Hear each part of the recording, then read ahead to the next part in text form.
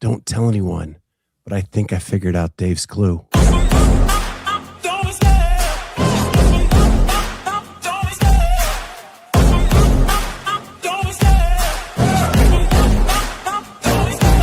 Love the chase and the hunt, and I set the pace when I'm running. I always take what I want and I always give it 100. Don't need a bank, no I'm funded. Play the game like it's nothing. I'm always thankful for something. Don't take for granted, stay humble. Now wake up, it's time to look at the enemy. Look in the mirror if he is no friend to me. It's not working out, maybe it's the chemistry. It's time to break up so I can make a better me. It's lunchtime. What is going on, everybody? Welcome to Lunch with the Clydesdale. We've got Jody with us. We've got Meredith. We've got Amanda. We've got Mark. Looks like full crew. There's Shay. Love when Shay jumps in. Yeah, get to hang out with everybody today. Spent the morning as a half hour north with my family doctor talking about stuff. And now I'm here and back and better than ever and ready to get going on this. And today is 26.2 announcement day. Look who's in the chat. Miss Florida herself. Miss Florida herself and my weightlifting coach, Mr. Dan Church. Mr. Dan Church. One of the original Clydesdales. Got Helson. We got Leslie. Got Frida. Man, the full crew on board. So Love it. Before I came down to do this, just came across Twitter. The Bears are trading DJ Moore. The guy who caught the winning touchdown against the Packers. The guy who played every single game this year. He's going to go play with Josh Allen. That seems harsh. In Buffalo. And, well, the Bears have kind of like a wealth of riches at the wide receiver position. Okay. And they need help other places. And DJ was the most expensive receiver they had. So now they've freed up a ton of cap space, got rid of him. They can start working on some other stuff. It just sucks because, like, he came through the lean years with the team, and now they, like, go almost to the NFC Championship game, and now they're like, see ya. Damn. But that's sports these days. It is. It is. Yeah. It is. Trying to do the best for the future at that point. So I won't bore everybody with Bears news today because it is their off season, but and it's going to ramp up next week because the new league year starts next week and free agency is going to blow up and everybody's going to be signing everywhere. And I'll probably talk a little bit about that next week. But this week we're talking about 26.2, and I think I figured it out, man. Hear me out. I'm listening. Here it is. All right, so we have wheat in the front that's kind of dangling around all willy-nilly. Sure. In the back, we have mountains, strong, epic, firm. This is going to be a ladder from a lightweight to a heavyweight, moving from the foreground to the background, from easy to heavy, light to heavy.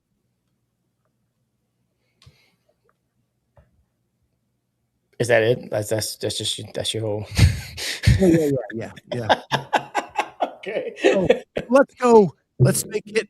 It'll be a clean ladder up.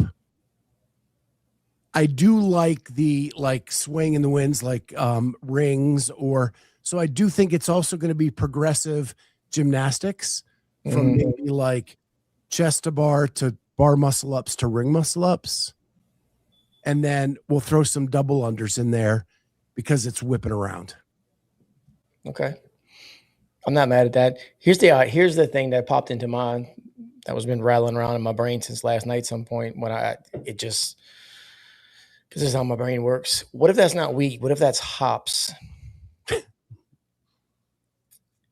We're doing the beer mile. Hopper. The old original. The original.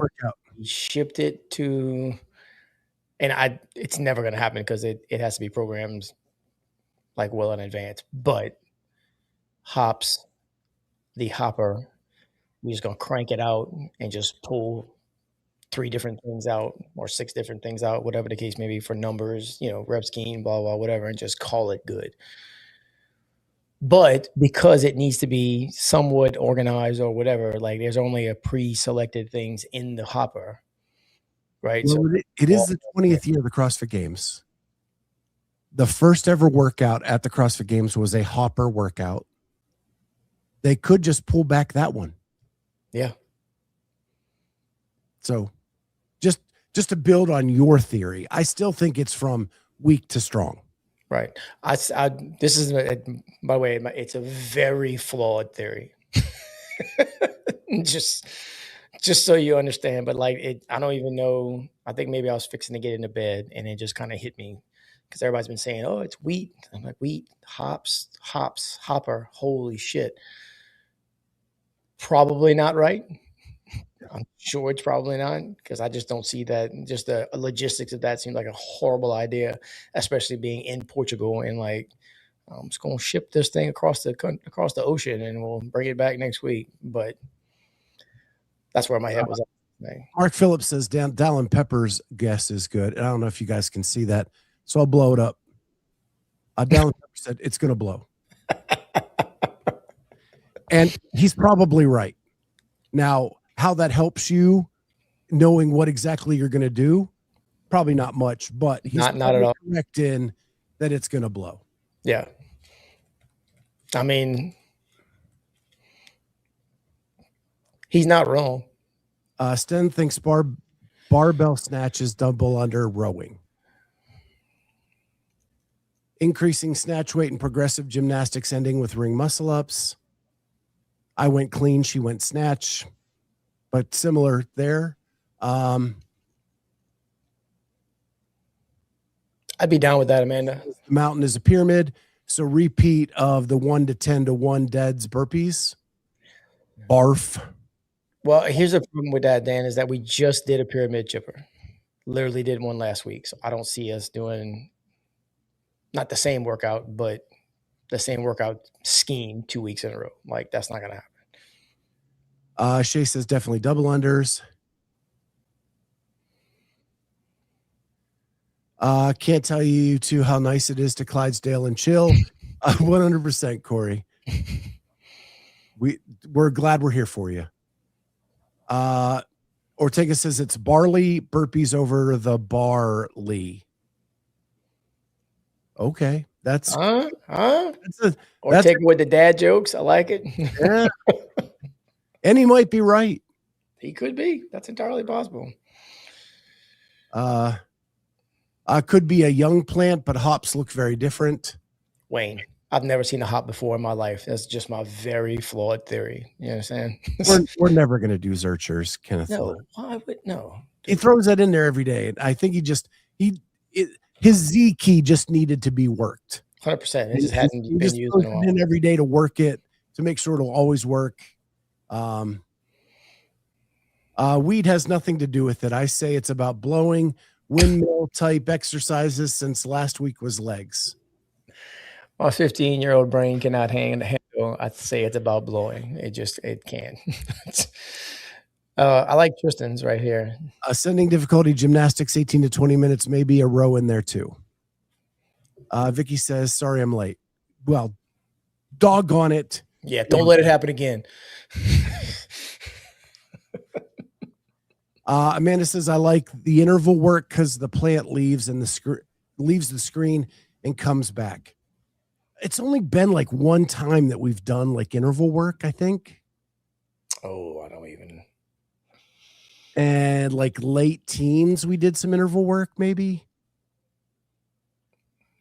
So I'm trying to think of what would qualify. I think that complicates things for affiliates a little bit, and like your everyday gym goers to understand like when to jump in, when to rest. The last time they did it, I remember like as a judge, just like people like not understanding you have to stop and rest now.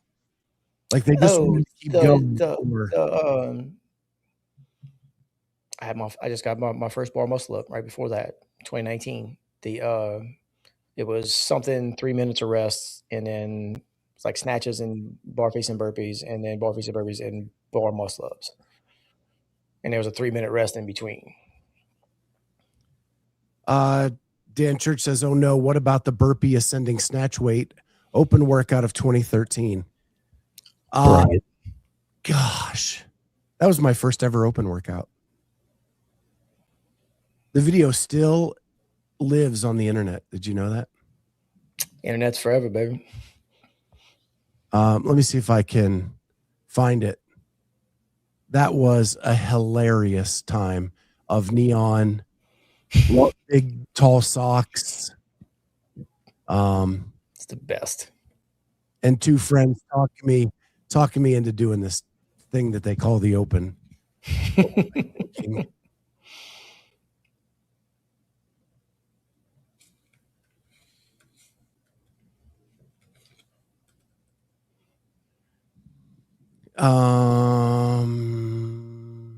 There it is.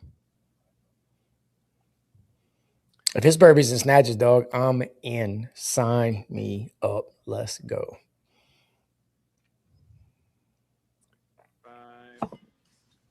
So if we fast forward ahead, I remember this video. Of course, it's going to go slower than hell. Groove. Look at those tall socks. So much neon. Burpees to target, baby. Yep. Working out in my Nike Freeze. Love it. Look, we got neon green, neon green, neon green, and some neon orange on the shoes. Yep. Scott is a man of, obviously a man of taste and culture. Not that the video. Tell those women to cheer some people on. Mid-air on a couple of these because I was so tired.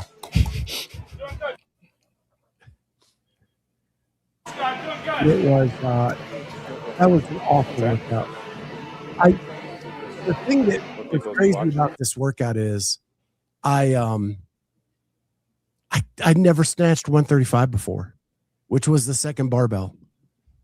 And the night before, my buddies and I kept trying. And yeah. And none of us got it the night before.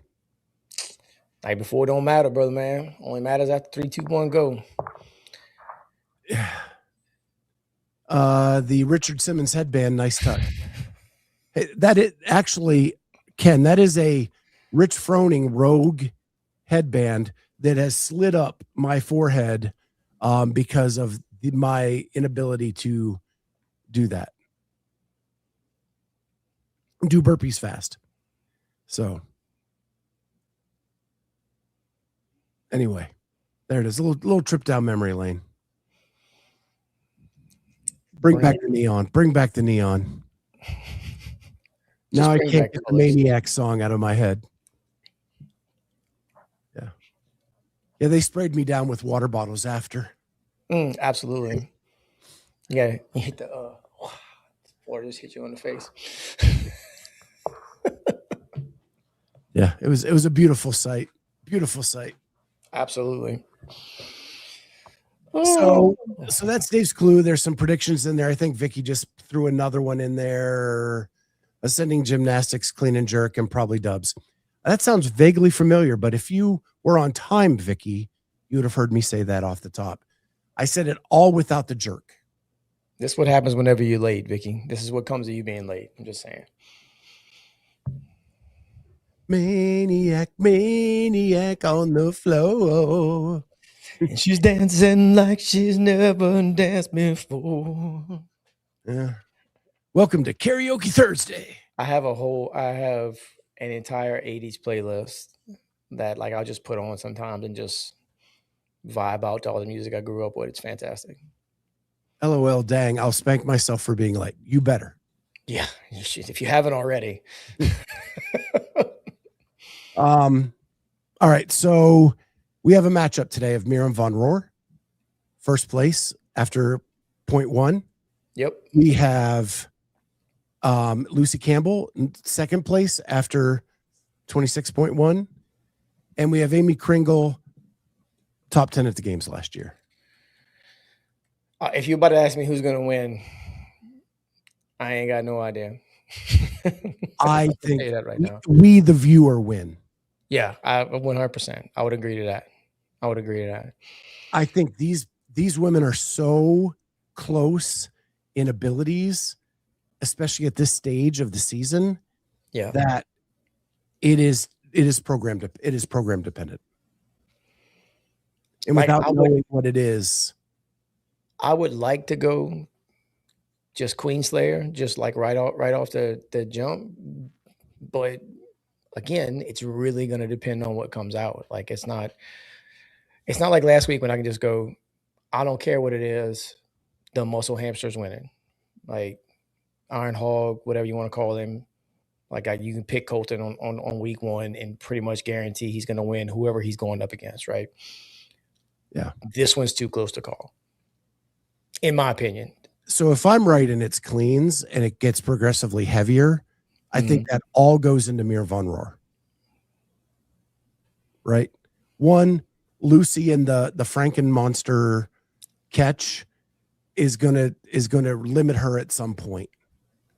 Let me use my strong hand. But we also have seen Mirjam's legs. Like, that woman can squat clean a ton. And I'm going to go with Mirjam. I like the way she approached week 1, that she called herself out on a NoRep, and that she did it publicly and said, yep, I messed up. Do what you're going to do. I made that choice mid-workout, and I'm sticking with it. We were talking about it yesterday at the gym, about her video in particular, and the fact that she was running from the wall to jump on the box. Like, she didn't take 3 steps. She took 3 like sprint steps, hopped on the box, and just boom, boom, boom, boom, boom, boom, boom, boom. And when you can go that fast and with a mandated step down, because like you can't rebound. And did the same thing Colton did, like from the 40 all the way to the other side of 40. We just didn't let the ball go. Ball never touched the ground. That is wildly impressive. Wildly impressive.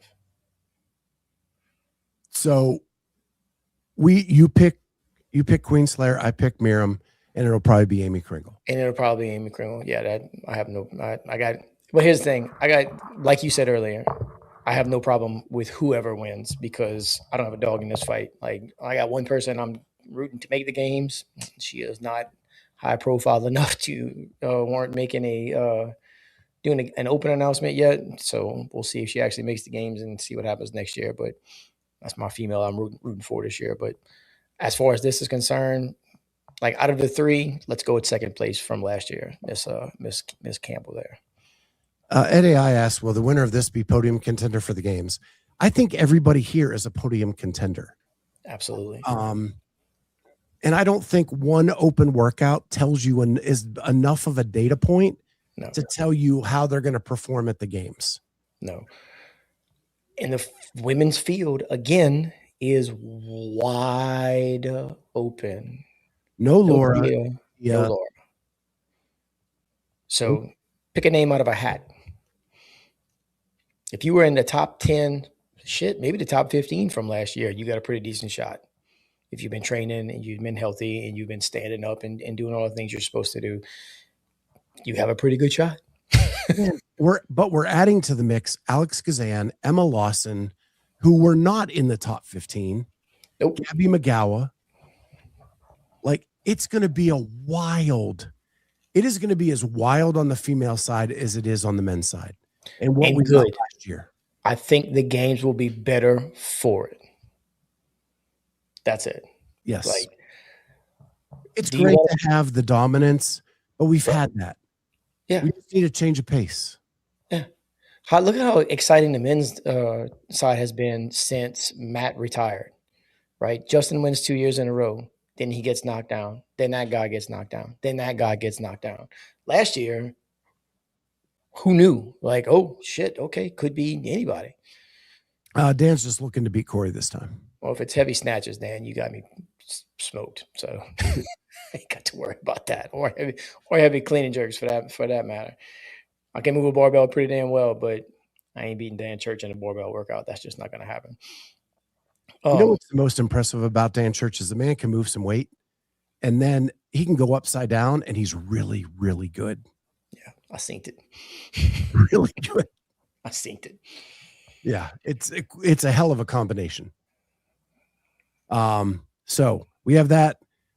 We talked about our predictions. I wanted to briefly, and again, I apologize. Today I have to have a short show. I've got to get back to work by 1:00 today. There's been some drama in the space, and I just wanted to get your take on it. And the drama is that there's all these NoRep videos. If you watch the Froning podcast, Scott Vandersloot loses his mind saying that he understands the NoRep piece if you're an elite athlete or in the public space or whatever, and that you deserve some criticism of your standards and whatnot. But when you're going down to a 55-year-old grandmother, it's too much. And so I wanted to hear your take on this, because you definitely have two camps in this. One, that it is completely appropriate and it should be done. And another camp that is, let's leave some people alone. They're out there doing their best and trying hard to get up and move and get off the couch. Did you sign up for the Open? Because if you signed up for the Open, you asked to be judged. You just asked to be judged. If you put a video out, let me tell you something. Unless you're in the top, whatever the number is, you don't have to upload a video right now unless you're not an affiliate. In that case, you do. But if you do, you are asking to be judged. Guess what? I am a certified judge. I can go and look at the leaderboard, and if somebody's got a video up, I can go review it. I can press good video, needs review, or unviewable. If I put needs review, there's a comment section I have to fill out that says what's wrong with this video. You can't just randomly go on there and just no good, no good, no good, no good, and go on about your business. If you put a video out, if you signed up for the Open, you are asking to be judged. And do I think it's right that people are getting called out? Absolutely. Hey, at CrossFit Virtus, the place that I coach at and work at, we got standards. You will see, if you come to Friday Night Lights, you're going to see all kinds of NoReps, left, right, forward, center. I got 4 or 5 of them myself last Friday night. Well-deserved, too, because I was getting tired and my wall ball was not hitting the target. Period. Yes, it's deserved. I don't care if it's a 55-year-old grandma. 55-year-old grandma signed up for the Open and asked to be judged. If you're going to get judged, if you're going to get signed, if you're going to go to a competition, right, you're going to get judged there. This is the worldwide competition, and it matters. It matters to folks. It wouldn't matter to me if I wasn't as fit as I am, if I saw somebody that I knew had a BS score in front of me, because I could see what they did. They need to be called out. Absolutely. I am well off into that camp. It matters. It 100 matters. So I'm going to take a slight variation on what you said, because for the most part, I pretty much agree with what you're saying. Mm-hmm. I do. But fundamentally, this is where CrossFit has always had a problem. Yep. And that problem is that you want this fully participating event that shows that you are growing, because it's really the only public numbers that we know is open registrations, open signups, and open participation, right? Sure. So you're pushing everybody in the community to do this thing. And I would say a good chunk of them are not competitive. You're just trying to get those numbers in there so they take a yearly test and they do this thing. You also have this side that's a sport, where this is the first round of the sport, where people are signing up, trying to move forward, trying to qualify for events, and they want to see, and they need to get certain numbers to get those things, right? And they have goals and they have ambitions. Maybe it's not the games this year, but maybe it's quarterfinals. And you're in the 74th percentile and people ahead of you are not doing full reps, right? That sucks hard. So my point is, though, because you can't differentiate the two. We get this blob of stuff in the middle that people are getting hammered for depth that may not have the mobility to do it. And that should be done by a coach. It should be done by their affiliate. And I would hope we could trust CrossFit L1 trainers to do that in their gym. But the problem is we don't have that differentiation. So it's all stuck together and it all gets combined together and it creates this mess every single year. I understand what you're saying, but the L1 that's judging them, the coach that's judging them, is not the person that's putting their video out on the internet for everybody to see. You have to do that yourself. Okay. As soon as what Dan says right there, integrity, got to have it. So as soon as you put your video out and you put it out there for everybody to see, the internet is forever. We already had that discussion.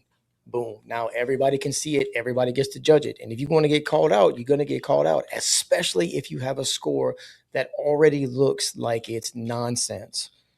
And then people can go ahead and look at your video and go, oh, okay, well, yeah, that is nonsense because they're not hitting parallel. They're not going below parallel. They're not hitting the target. They're not 9 feet tall. Why is this target so low? Like there's a lot of that going on. A whole lot of it. And that's just the videos we can see. That's not the videos that the scores that people just input. Right. I think Jenny actually hits it on the head. Foundations and scaled have such a stigma and they shouldn't. They shouldn't. That is where some people just are at this point. If you're not hitting the RX button, then okay, now you're saying I can't do the RX version of this. Sure. And then you're pulled out of competition with those people trying to compete for goals. Yep. But when you hit that RX button, you're right. You are subject to criticism. Yeah.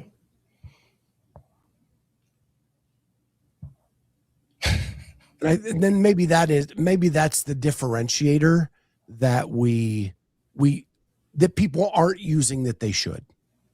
Yeah. And coaches should be saying, listen, you're not reaching full depth. You need to hit scaled or you need to hit foundations.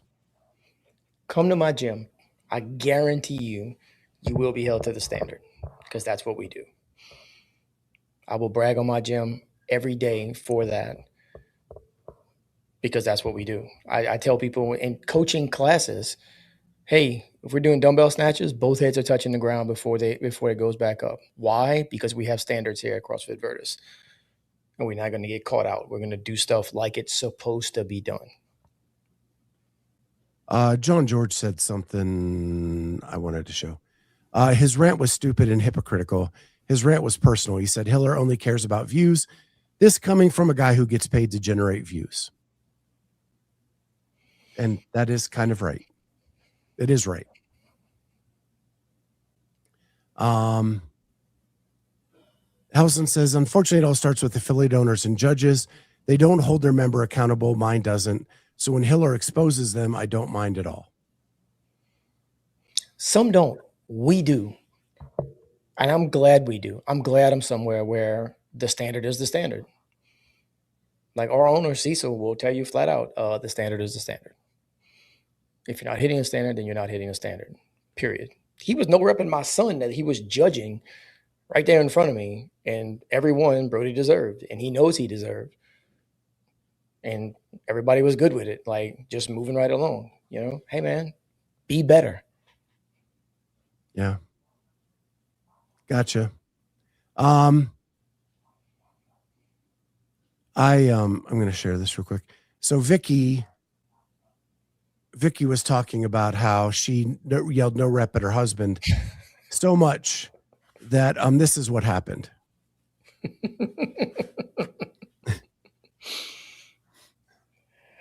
Oh, I love it. Anyway, I just wanted to get your thoughts on that because I do think it happens every single year. We complain about the exact same thing. I've been doing the Open since 2013. We complained about it back then, and we're still complaining about the exact same thing today. 100%. And I think that is, I think it's wild. But anyway, and it's probably accurate.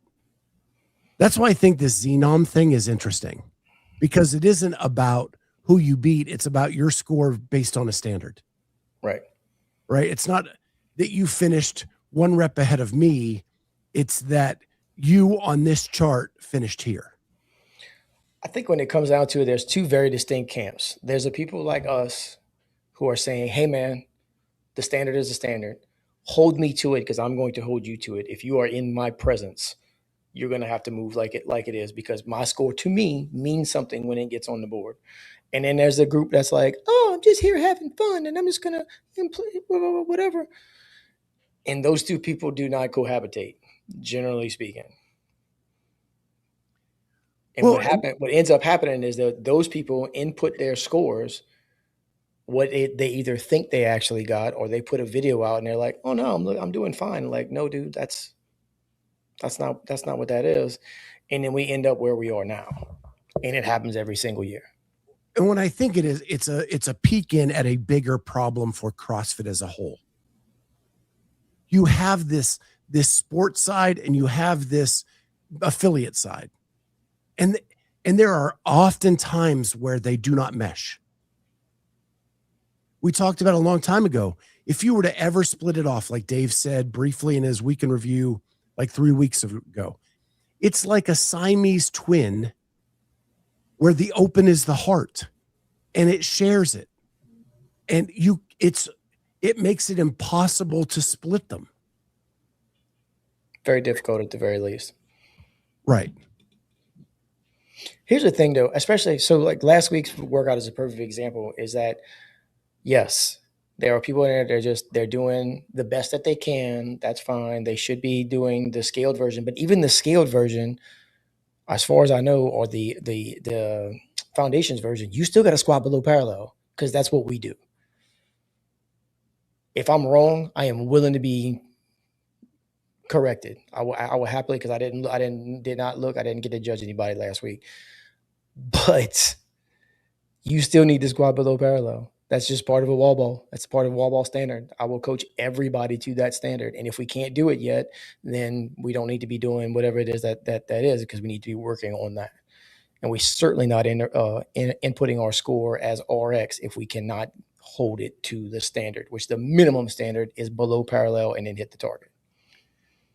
So my first gym shred CrossFit, if you didn't meet standards in a class, the coach would say, no rep.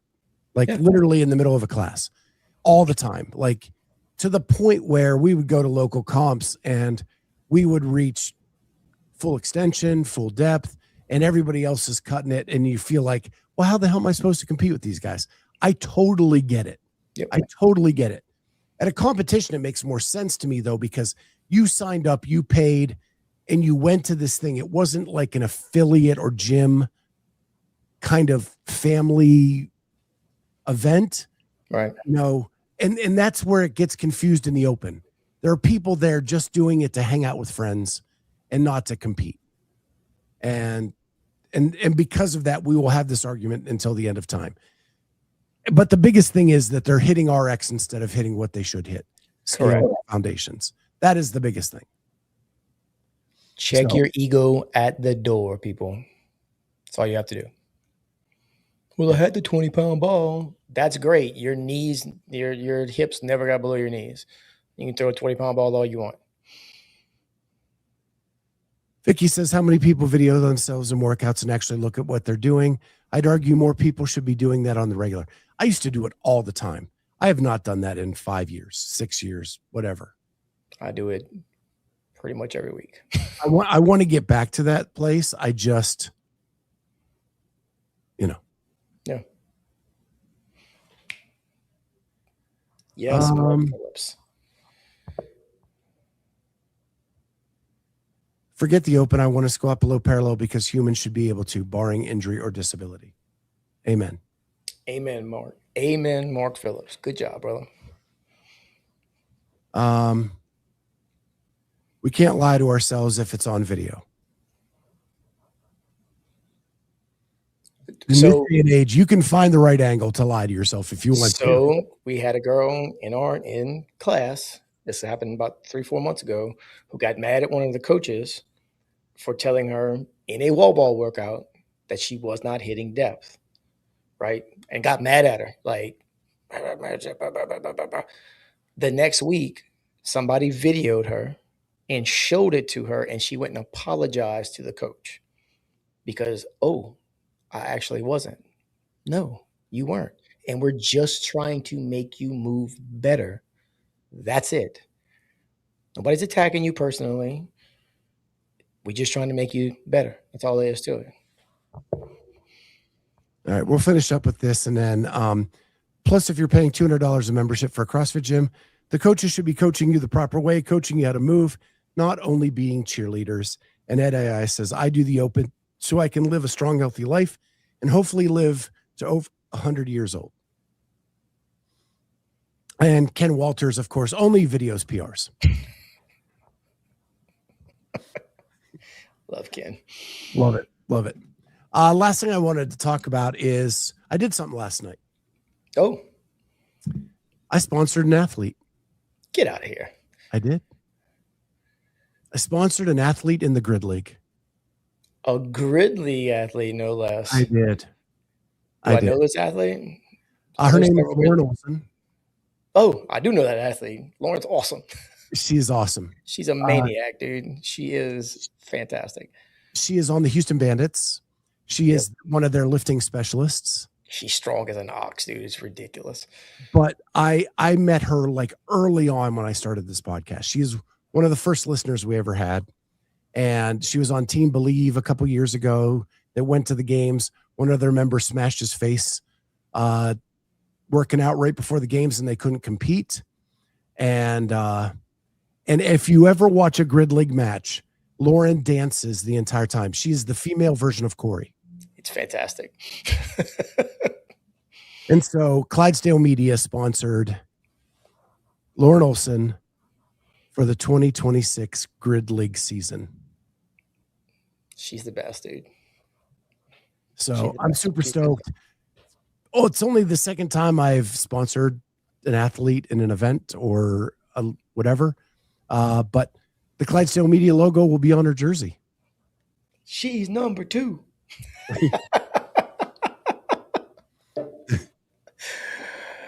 Oh. So if you want to go follow her, it's CF Olson on Instagram. Yeah, she's hilarious. She's doing the open. She does CrossFit. She was at Legends this year. Yeah. I think she's a master's athlete now. 35, 39. And she is one of the lifting specialists for the Houston Bandits. And she actually got on the floor a lot last year. A lot. She's great. And so super stoked to be sponsoring her this year. And you can go sponsor a Grid Athlete too. It's not even that expensive. Last year I watched a lot because John Young signed up and I wanted to see the train wreck, if it was going to be a train wreck or if it was going to be a success. And it turned out that I actually enjoyed some of it. I enjoyed a lot of it, actually. The announcers are great. The announcers are great. They did a good job presenting it all within like an hour. So the whole competition beginning to end is an hour long. Oh yeah. And even though some of the movements are way wild for me, and I think a little bit over the top, it is watchable because it's a bite size of a competition. The biggest train wreck for John Young was his shirt size. That was the biggest John Young Houston Bandit train wreck, was that they gave him a shirt that was just about big enough for my 8-year-old daughter. And they were like, here you go. Go ahead and put that on. One, Ed AI wants to know how much to sponsor JY, but make it say something funny on his shirt all season. So it's like $450 to get a jersey spot. Yeah. But there are other sponsorships lower than that. And then Mark Phillips argues with you. It wasn't the shirt. Did you see his shorts? Dude, I saw his shorts, but like, that's one thing. I'm not paying that much attention to John Young's ass. but his shirt was 6 sizes too small. Ramir says it's at least a 4T size shirt, Roughly. for toddler. Yeah. Yeah, Roughly. he was shopping at the Baby Gap. 100%. It's fantastic. Yeah. But anyway, fun stuff. I know, like we've had the owners of the Fight for the Fittest that goes on Long Island every year. They started a new team called the New York Wolves. They're going to be in the league this year. It's growing. Like it's little thing. It has a little niche, and they grow, and they don't try to be more than they are. And that's what I love about it. I forget which team. One of the Florida teams just actually reached out to one of my training partners, Blair, at the gym. Smokey the Blair. Go ahead and follow her on Instagram. They asking her to join their team, but she's like, tactical games, dude. Like tactical games pays her to show up and win. They ain't doing that. Or her sponsors, I should say, pay her to show up at the tactical games and win. So she ain't doing that. But it was nice to be asked. She was like, that's pretty cool. She'd have been a strength specialist too. Blair's absurdly strong. It's ridiculous. Yeah. Awesome. Yeah, there's a lot going on in the chat right now. I missed some of that. But again, I got to get back to work today. Yep. We're about 2 hours away from the open announcement. Tomorrow we will be back on the air to talk about what the workout is, what it means, what we think is going to happen, all that kind of stuff. And I hope you guys have a great rest of your Thursday. We'll see everybody tomorrow on Lunch with the Clydesdale. Bye, guys.